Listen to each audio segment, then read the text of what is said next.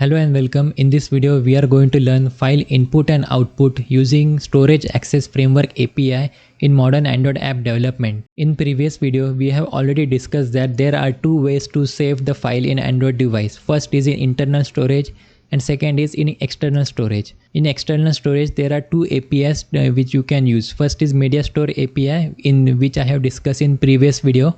And in this video, we are going to learn how to use Storage Access Framework API to save any file or read any file on the external storage space of Android device. Now, why to use Storage Access Framework API instead of MediaStore API? The reason we use Storage Access Framework API is because in Media Storage API, we only have access to the public folders which are stored on external storage. In Storage Access Framework API, we get access to each and every file and folder stored on the external storage of Android device. So if you want to save the file or read the file which is stored on any other folder apart from the public folder on external storage, then using MediaStore API is the right approach in such cases. So now let's get started and understand how to implement Storage Access Framework API into your own Android application. So here I have made a demo application. Before jumping into the code, let's see a small demo of how this API is used to save and read the file on external storage. Now on the right side of the screen, there is a virtual Android device running my demo application. So now the text which is written in a text box, I will save this text into a file and that file will be stored on an external storage of Android device. Let me show you how. I will click on the save button. After clicking on the save button, the Android operating system will ask the user where to save the file and what to write the file name. Here I have written my_new_file.txt and I will save it on a SD card, which is the external storage for Android operating system. Click on the save button and this is how we simply save a file to external storage, that is SD card. Now how to read the data from that file which is stored on a SD card. I will click on the read button. As soon as I clicked on the read button, the Android operating system once again show a pop-up or a screen to ask user which file to read. So here I will select my new file, and as soon as I select that file, the file content will be read by the app and displayed to the user, that is hello world. So this is the simple demo of how to save the file and read the file on the external storage using Storage Access Framework API. So the Storage Access Framework API, the user flow is slightly different. Whenever I want to save a file, Android operating system will always ask the user where to save and what to name the file. Same is with the reading the file. If you want to read the file, Android operating system will ask the user which file to read. This is because our application by default don't have the permission or the access to the files which are on external storage. Storage Access Framework API acts as a middleman to communicate between the application and the Android operating system to store the file on external storage for the various security and privacy reason of user. So now let's jump into the code and understand how to implement this in your own Android application.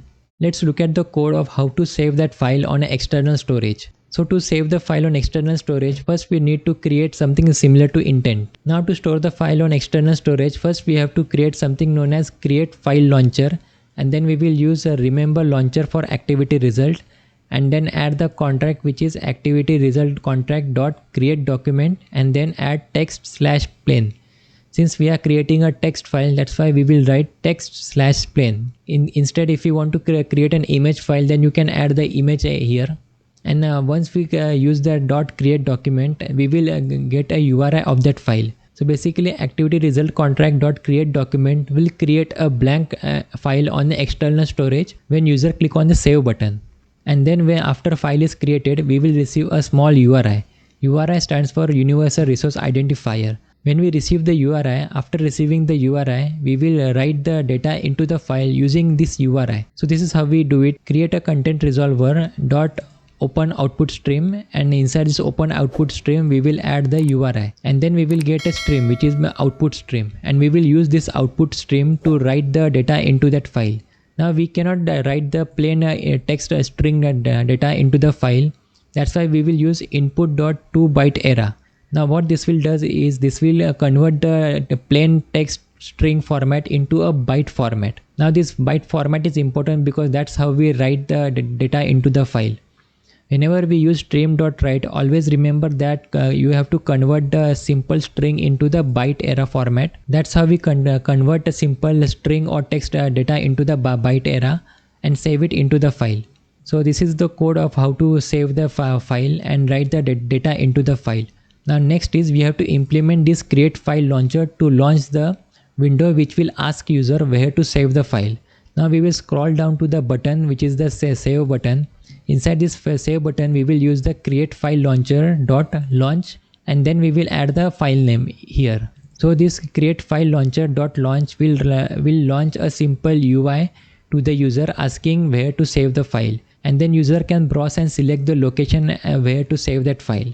And when the user click on the save button, we will receive a URI and we can write the data into the file using this URI. So this is a very simple process to write the data into the file using Storage Access Framework API. Now next is let's learn how to read the data from the file which is stored on an external storage using our Storage Access Framework API. So here is the code for it. Just like previously, we have to create open file launcher, and here we have to use remember launcher for activity result and add the contract which is the activity result contract.OpenDocument. This is very important. We have to write OpenDocument. Previously we have write CreateDocument. Here we are using .OpenDocument. So what this will does is this will ask user which file to open which is stored on an external storage. And then when user selects the file, after selecting the file, as usual we will get a URI of that file. Once we get the URI, then our next task is to read the data from that URI. So we will write ContentResolver dot OpenInputStream. This is very important. We have to use the OpenInputStream. Now previously we have used the OpenOutputStream for writing the data. Now since we are reading the data from that file, we have to use the OpenInputStream and then add the URI into it. Then next is we will write the BufferedReader and then we will use BufferedReader to write the data from that file. Here we will get a reader. Reader is a BufferedReader. BufferedReader will contain all the file data into a simple byte format. We have to use this BufferedReader and convert it into text format using .readText. This .readText will convert all the byte data into a simple text format data and save it in our content value. Now in next line we will use this content value and save it in an output. This output is a simple string which will be displayed to the user in our application. Now next is we will use the open file launcher to launch the simple UI to the user to pick the file. Now scroll down to the button. This is the read button.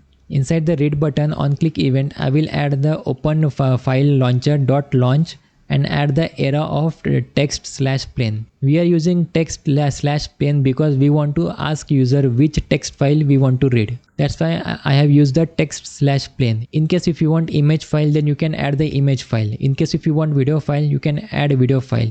In case if you want multiple file, remember that this is the array, which means you can add multiple formats such as text, PDF, image, video, etc. etc. But in this case I am using simple text to keep things simple.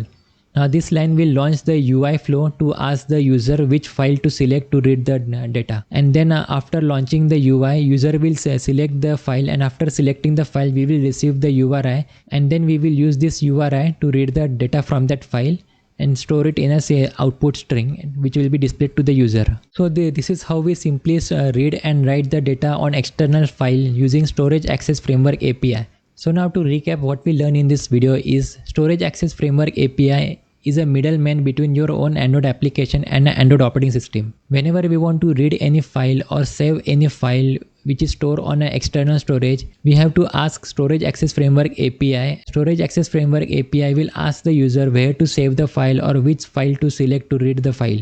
So this API is a middleman between your app and Android operating system.